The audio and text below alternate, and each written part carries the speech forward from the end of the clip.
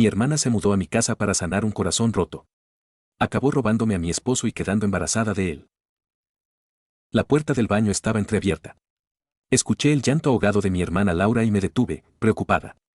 No sé qué voy a hacer, susurró entre sollozos. Estoy embarazada. Mi primer instinto fue entrar y abrazarla, decirle que todo estaría bien.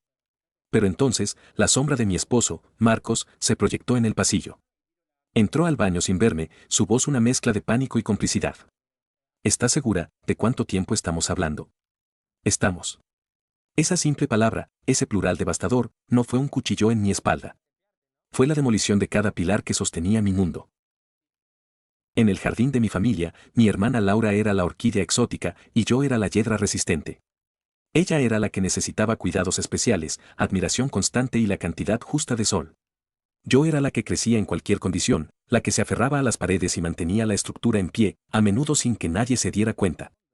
Mi madre, la jardinera principal, siempre tuvo una debilidad por su orquídea.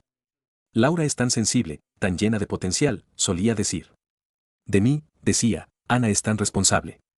Siempre se puede contar con ella. Nunca entendió que responsable era solo una forma educada de decir dada por sentada. Cuando me casé con Marcos, un arquitecto amable y ambicioso, sentí que por fin había encontrado mi propio jardín, un lugar donde yo podía ser la flor. Llevábamos 10 años construyendo una vida juntos, una asociación basada en el respeto mutuo, el trabajo duro y un amor tranquilo y constante. Yo trabajaba como gerente de proyectos en una pequeña empresa de software, un trabajo exigente que amaba. Éramos felices. O, más bien, yo era feliz. La primera grieta en nuestro paraíso apareció el día de nuestra boda. Después del brindis, mi madre me tomó del brazo y me dijo en un susurro cargado de una extraña piedad, «Qué suerte tuviste, hija. Nunca pensé que un hombre tan bueno y guapo se fijaría en alguien como tú». Detrás de ella, vi a Laura observándonos, una sonrisa tensa en sus labios y un brillo en sus ojos que en ese momento confundí con emoción fraternal. Ahora sé que era la primera chispa del incendio que vendría, la envidia. El infierno comenzó con una llamada a altas horas de la noche, 6 meses atrás. Era Laura, llorando histéricamente. Su novio de turno la había dejado. «Puedo quedarme con ustedes», suplicó. «Solo unos días, Ana, te lo juro. No tengo a dónde ir. Necesito a mi hermana». ¿Cómo podía negarme? Era mi hermana. Le abrí la puerta de mi casa y, sin saberlo, la puerta a mi propia destrucción. Los pocos días se convirtieron en una ocupación indefinida. Y con cada día que pasaba, el veneno de Laura se filtraba en los cimientos de mi hogar. Empezó de forma sutil. Comentarios disfrazados de consejos. ¿De verdad vas a usar ese vestido para la cena con los socios de Marcos? Es un poco simple, ¿no crees? O críticas a mi forma de vida. No sé cómo puedes trabajar tanto. Debes estar agotada todo el tiempo. Pobre Marcos, casi nunca te ve. Ella, que no había tenido un trabajo estable en su vida, se convirtió en la experta en mi carrera, mi matrimonio y mi guardarropa. Mi casa, mi santuario, se convirtió en su escenario. Y yo, la dueña, me convertí en la espectadora de un drama que no había escrito. Marcos, al principio, estaba de mi lado. Ignórala, cariño.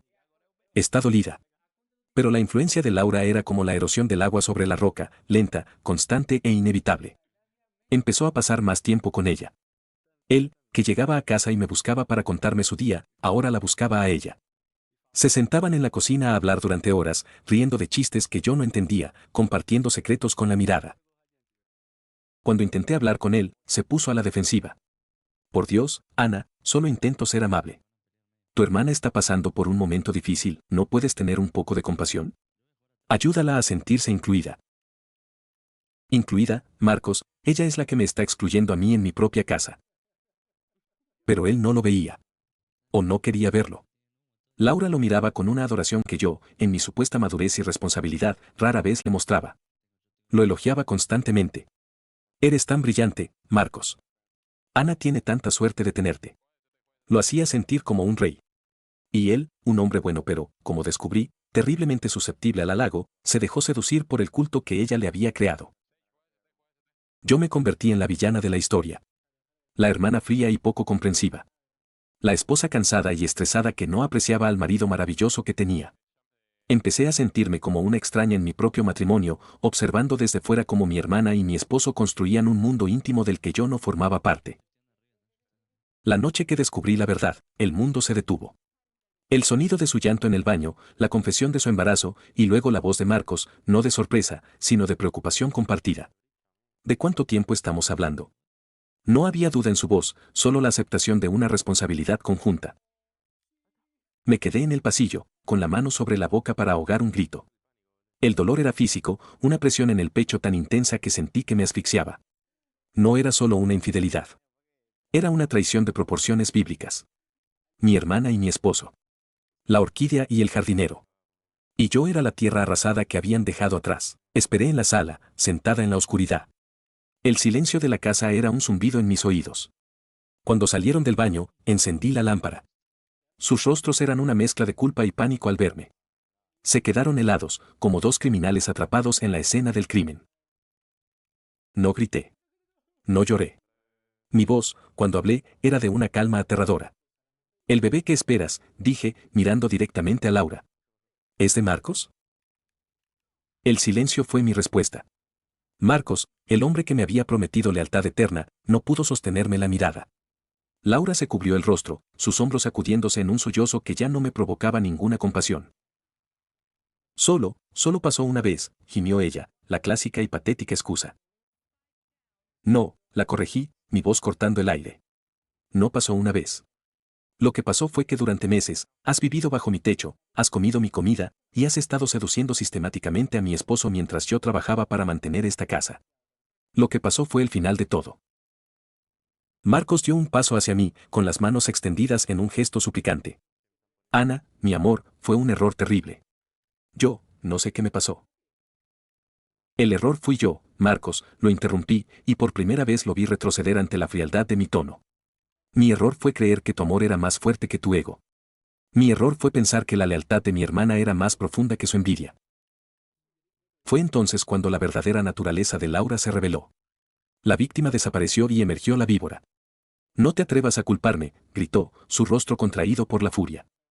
No fue mi culpa, tú nunca lo cuidaste de verdad, siempre estabas ocupada con tu estúpido trabajo, siempre cansada, siempre de mal humor, él es un hombre increíble y merecía a alguien que lo apreciara. Merecía algo mejor que tú.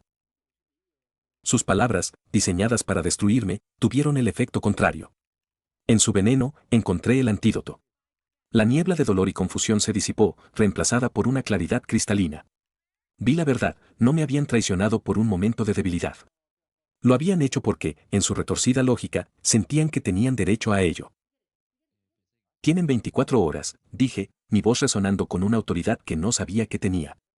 Quiero que saquen todas sus cosas de mi casa y desaparezcan de mi vida. A los dos. Ana, no puedes hacer esto, dijo Marcos. Ya lo hice, respondí. La llamada de mi madre llegó a la mañana siguiente, como era de esperar. Era un torrente de histeria y acusaciones.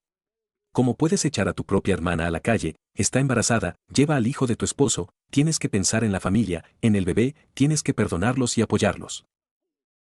Familia, le respondí, mi voz vacía de emoción. La única familia que me importaba fue destruida anoche por las dos personas que más se suponía que debían amarme. Adiós, mamá. Y colgué.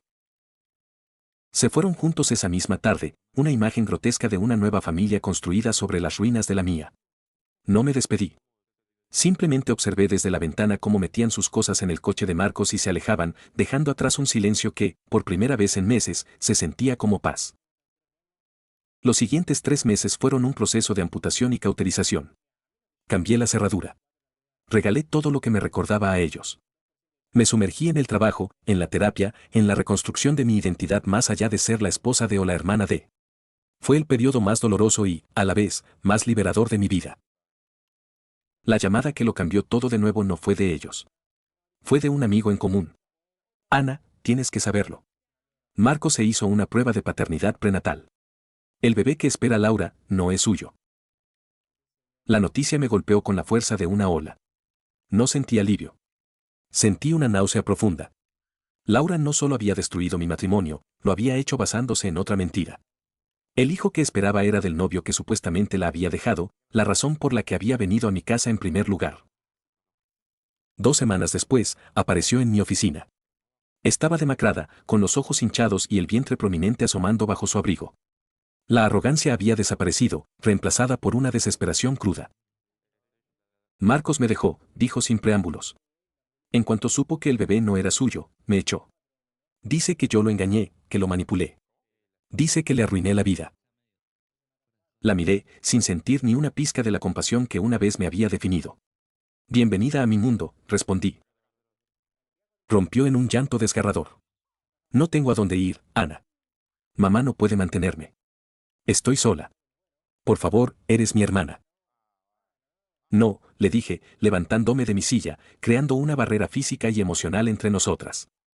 Fui tu hermana hasta el día que decidiste que mi esposo y mi hogar eran un premio de consolación aceptable para ti. Cruzaste una línea de la que no hay vuelta atrás. No me alegro de tu sufrimiento, Laura. Pero ya no es mi responsabilidad aliviarlo. Se fue de mi oficina en silencio. Lo último que supe fue que volvió a casa de mi madre, las dos mujeres que siempre habían estado unidas en su desprecio por mí, ahora atrapadas juntas en las consecuencias de sus propias acciones. Marcos intentó contactarme un par de veces. Mensajes de texto llenos de disculpas vacías. Nunca respondí. Él no cometió un simple error. Tomó una decisión consciente de traicionar a la persona que lo había apoyado incondicionalmente, todo por la adulación barata de una mujer que resultó ser una mentirosa aún más grande que él. Yo seguí adelante. Con cicatrices, sí. Pero entera. Más fuerte. Más sabia. Reconstruí mi vida, no sobre las cenizas de la anterior, sino sobre un terreno nuevo y sólido que era exclusivamente mío. Mi hermana me robó al hombre que amaba para construir una nueva familia, pero cuando su mentira se derrumbó, se dio cuenta de que lo único que había logrado era destruir el único hogar al que realmente podría haber regresado. Dado que el bebé no era de mi esposo, debería haber considerado perdonarlo, o la traición con mi propia hermana es un punto de no retorno, sin importar las circunstancias. Para más historias que te harán cuestionarlo todo, síguenos. Cada historia debe sentirse como una confesión real que solo podría contarse una vez en la vida.